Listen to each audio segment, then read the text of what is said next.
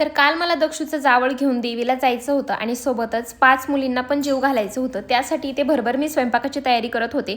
मात्र दक्षू काय राहायला तयारच नव्हता, म्हणून त्याला कडेवरती घेऊन मी ते स्वयंपाक बनवत होते। तर जेव्हा कधी अशी घाई असते ना, तेव्हाच मात्र दक्षूला राहायचं नसतं, म्हणून म्हटलं आता याला नादी लावल्यापेक्षा ना कडेवरती घेऊनच आपला पटकन स्वयंपाक करून घ्यावा। त्यासाठी ते डाळ भात घासाची भाजी बनवली होती, कारण नैवेद्यासाठी घासाच्या भाजीचा मान असतो। गोडामध्ये शिरा केला होता आणि गुळाचे असे कानुले केले होते, सोबतच चपात्या झाल्या आणि त्याच तव्यावरती ना ते कानुले सुद्धा तेल टाकून छान असे भाजून घेतले। तोपर्यंत हे दोघेही छान असे खेळत होते। दक्षूला आजकाल वाटते ना, मला सुद्धा ना हे बाहेरचं दिसायला पाहिजे, म्हणून तो टाचा वर करून ना बाहेर पाहण्याच्या प्रयत्नात असतो आणि गोड अशी स्माइल करतो। आता सगळा स्वयंपाक बनवून रेडी झाला होता, लगेचच नैवेद्याची तयारी करून घेतली आणि 5-6च्या दरम्यान संध्याकाळी आम्ही आलो होतो देवीच्या मंदिरामध्ये। छान असं दर्शन घेतलं। आता देवीला जावळ जेव्हा आपण अर्पण करतो ना, तेव्हा 5 मुलींना जेव घालतात, म्हणून घरी आल्यावरती ना मला मुलींना सुद्धा जेव घालायचं होतं। ते काय मी शूट घेतलं नाही, पण त्यानंतर मला एक हॉल व्हिडिओ शूट करायचा होता। पण त्यातला हा सगळ्यात आवडणारा मला एक ड्रेस होता, तो म्हटलं चला तुमच्यासोबत आधी शेअर करते। हा प्युअर कॉटनचा फिडिंग ड्रेस आहे। बाकी तुम्हाला जर हवा असेल तर लिंक अशी कमेंट करा